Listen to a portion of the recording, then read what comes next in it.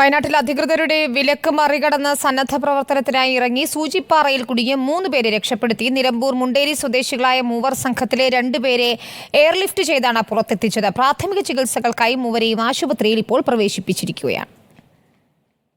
നിലമ്പൂർ മുണ്ടേരിയിൽ നിന്ന് രക്ഷാപ്രവർത്തനത്തിന് സന്നദ്ധരായി ഇറങ്ങിയവരാണ് സൂചിപ്പാറയിൽ കുടുങ്ങിയത്. വിവരം പുറം ലോകം അറിഞ്ഞത് രാവിലെ 11 മണിയോടെ.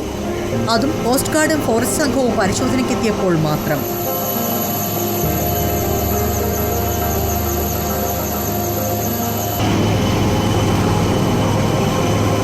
എയർലിഫ്റ്റിനുള്ള സാധ്യത പരിശോധിച്ചുവെങ്കിലും കാലാവസ്ഥ വില്ലനായി.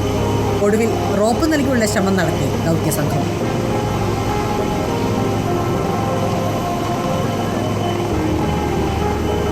ഒരാൾ തിരികെ എത്തി. പരിക്കുകളേറ്റ 2 പേർ വീണ്ടും അവിടെ കുടുങ്ങി. എയർഫോഴ്സ് സംഘം എത്തി ഒടുവിൽ ഇരുവരെയും എയർലിഫ്റ്റ് ചെയ്തു.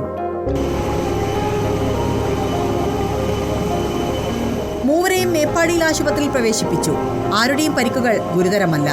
കൃത്യമായ നിർദ്ദേശങ്ങൾ പാലിക്കാതെയുള്ള റയീസ്, സാലി, മോസിൻ എന്നിവരുടെ നീക്കം തെറ്റെന്നായിരുന്നു കുടുംബത്തിന്റെയും പ്രതികരണം. റിപ്പോർട്ടർ, വയനാട്.